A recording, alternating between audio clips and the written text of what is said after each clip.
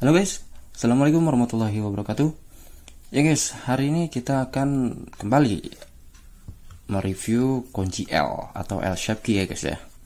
Yang ini tipe Torx atau bintang dengan temper proof seperti ini ya guys ya. Jadi dia berlubang. Nah, yang ini dari cap mata. Wah. Dan mengenai cap mata sendiri ini guys ya. Ini cap mata itu sebenarnya adalah perusahaan lokal ya, perusahaan lokal di sini ya. Yang saya pun belum mendapat konfirmasi sebenarnya dari cap mata. Nah ini masih simpang siur sebenarnya ya. Yang dia menggunakan logo iBrand seperti ini ya. Dan logo iBrand ini dulu digunakan oleh Carl Slipper dari Jerman. Karena itu ini sangat membingungkan sebenarnya apa hubungannya Carl Slipper dengan cap mata. Dimana Carl Slipper itu memang dulu pernah berdiri di Indonesia ya. Bukan berdiri di Indonesia, tapi pabriknya ada di Indonesia. Dia berdiri di Jerman sana. Pabriknya ada di Hindia Belanda. Nah ini kalau udah Hindia Belanda ya guys ya, berarti udah lama banget kan ya.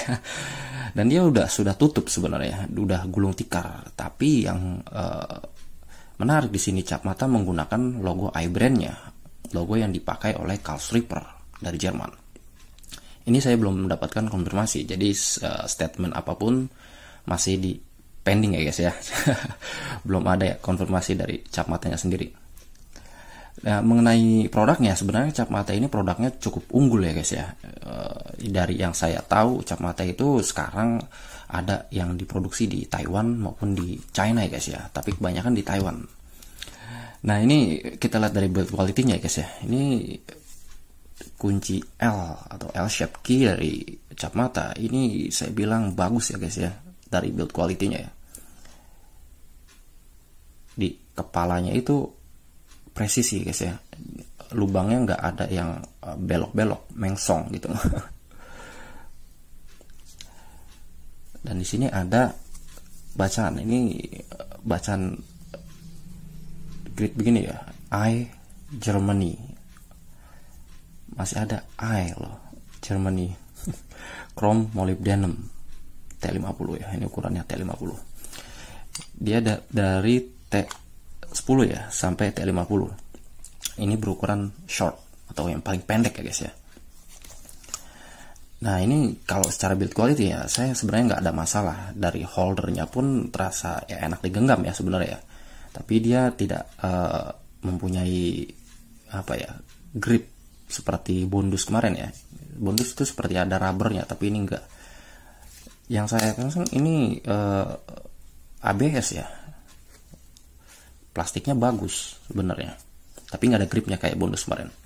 Dan di sini dia ada klip ya, bisa diklip ya seperti ini ya. Dan di sini ada klip lagi buat ngebawa di saku ataupun gesper ya, ikat pinggang biar mantap lah membawanya. Dan selanjutnya apa lagi ya? Oh ya, ini yang saya sedikit kecewa ya sebenarnya. Ini bisa dilihat guys ya. Ini ada satu yang tidak dilubangi guys. Saya nggak tahu nih. Secara build quality, secara build quality ini oke ya sebenarnya. Cuman quality controlnya saya kurang nih. Quality controlnya saya rasa saya nggak tahu apakah saya doang yang dapat produk defect seperti ini atau memang sengaja tidak dibuat lubang. Ini ukuran T40 ya guys ya. T40. Ini kalau dilihat kalau dibilang nggak sengaja, di sininya lubang guys. Ya, kalau dibilang disengaja ya, maksudnya di sini berlubang, tapi ini nggak berlubang. Berarti ini ya kalau bisa saya simpulkan ya, ini opini saya, ini defect ya di T40 ya, atau cacat.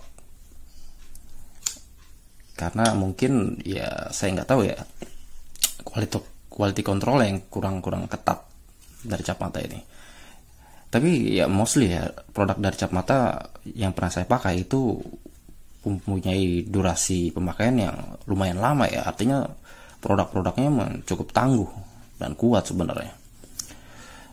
Mengenai ketangguhan, nah ini guys, mengenai ketangguhan ya, ini kita masuk ke material properties guys. Di sini Cap Mata memberikan CRMO, chrome molybdenum. Wah, ini chrome molybdenum ya, seperti yang kita ketahui ya dan bahas kemarin, itu mempunyai ketangguhan yang luar biasa guys untuk chrome molybdenum.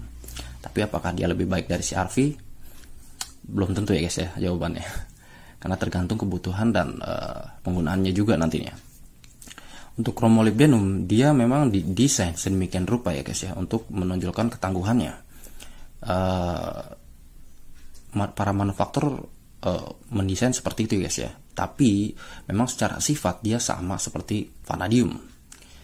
Tapi yang lebih ditonjolkan adalah ketangguhannya, karena dia mempunyai kekuatan tarik yang sangat luar biasa guys.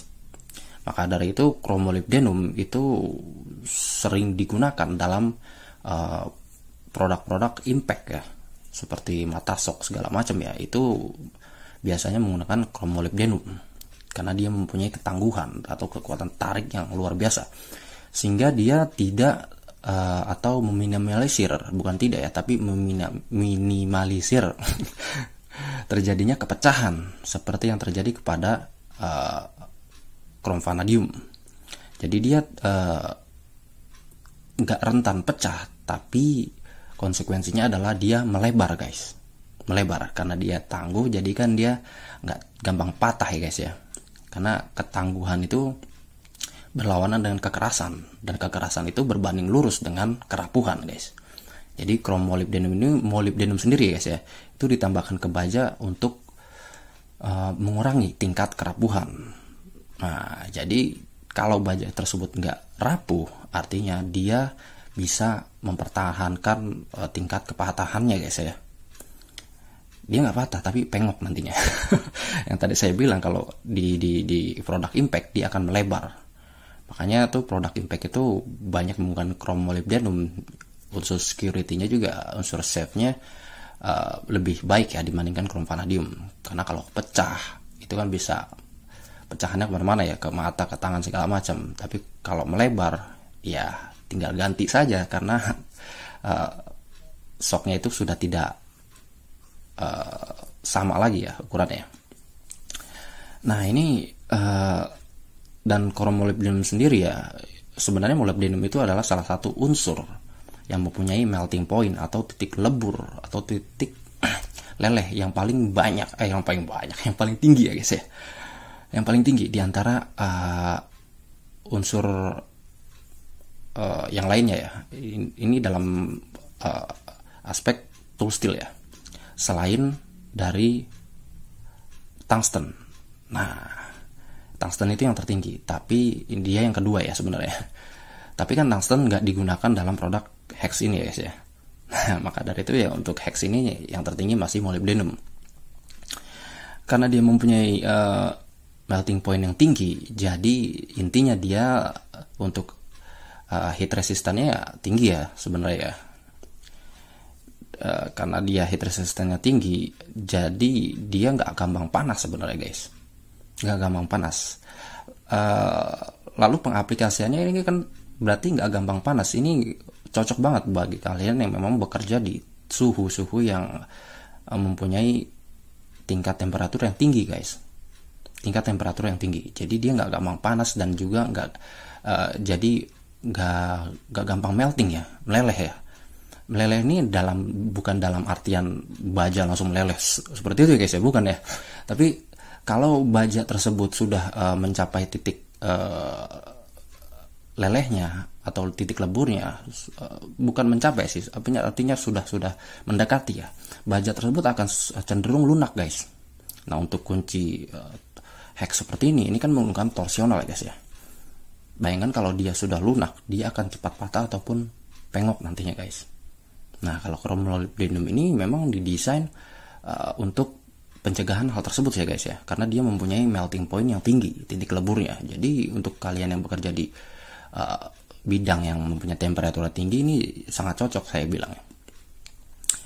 Lalu selanjutnya unsur chrome yang terdapat di molybdenum ini, dia memperkuat dan memperkeras ya sebenarnya.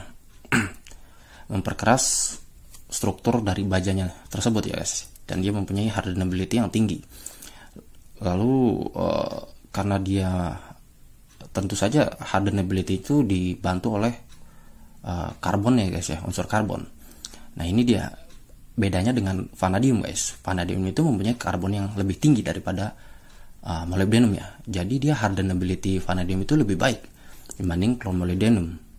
Chromolybdenum hanya 0,4. Jadi nggak ibaratnya ya nggak secara menyeluruh ya, nggak deep ya, nggak true gitu hardeningnya dia, kekerasannya dia. Nah ini sebenarnya menguntungkan karena hal tersebut juga kecil ya tingkat kerapuhan, tingkat kerapuhan ya guys. Jadi bayangkan kalau di luarnya keras tapi di dalamnya bukan lunak ya, tapi tangguh ya, kuat ya, itu kan dia nggak gampang patah jadinya guys. Jadi seperti itu ya guys ya. Nah itu keunggulan daripada sebenarnya itu adalah case hardening ya, dari prinsip case hardening. Jadi pengerasan di luarnya saja, tapi ini adalah alloy steel ya. Alloy steel itu bisa mencapai hardening yang lebih deep ya, lebih dalam. Nah di chromolybdenum ini dengan hal tersebut maka dia mempunyai salah satu sifat yang mempunyai kekuatan tarik ya yang sangat baik dari proses hardening tersebut ya guys ya. Dan lalu selanjutnya untuk anti karatnya. Nah ini anti karat nih guys ya, bukan anti karat tapi tahan karat, karena ada kromium dan juga molybdenum. Kromium itu kan kita sudah tahu ya, dia pencegah karat ya, pencegah karat dari oksidasi. Dan untuk yang molybdenumnya sendiri, dia juga mempunyai ketahanan terhadap karat yang bersifat asam guys. Jadi seperti asam klorida segala macam. Jadi kalau kalian pun bekerja di lepas pantai, ini sangat cocok guys. Ini sangat cocok karena dia mempunyai ketahanan terhadap karat yang disebabkan oleh asam chromolybdenum. Lalu selanjutnya apa lagi ya? Nah ini berukuran short ya guys ya. Ini kenapa saya pilih short atau pendek? Hal ini karena molybdenum itu chromolybdenum ya, dia bersifat tangguh kan ya guys ya. Nah sifat ketangguhan itu saya pikir ya sebenarnya akan lebih awet jika dia kokoh. Bener ya. Salah satu kriteria kokoh ya itu adalah masalah lengthnya atau panjangnya, karena ini bersifat torsional ya guys ya. Jadi semakin panjang dia memang semakin besar torsinya, akan tetapi kalau dia tangguh barangnya maka dia akan semakin tidak kokoh. Seperti itu guys ya. Jadi ketika kita memutar, kalau dia panjang itu tingkat bengkoknya dia akan lebih tinggi, tapi kalau dia pendek itu tingkat kebengkokan dia akan rendah ya guys ya. Jadi itulah kenapa saya memilih yang lebih pendek untuk chromolybdenum ini. Ya saya ngincar kokohnya ya guys ya. Jadi nggak gampang rusak juga nantinya ya. Kalau mau dapat torsi yang lebih tinggi ya tinggal pakai extension seperti kemarin ya, top tool itu ya. Ya guys, mungkin itu aja kali guys ya, pembahasan mengenai kunci hex temper dari cap mata. Kita akan kembali di episode selanjutnya dalam pembahasan yang berbeda ya guys ya. Sampai jumpa di video-video selanjutnya. Assalamualaikum warahmatullahi wabarakatuh.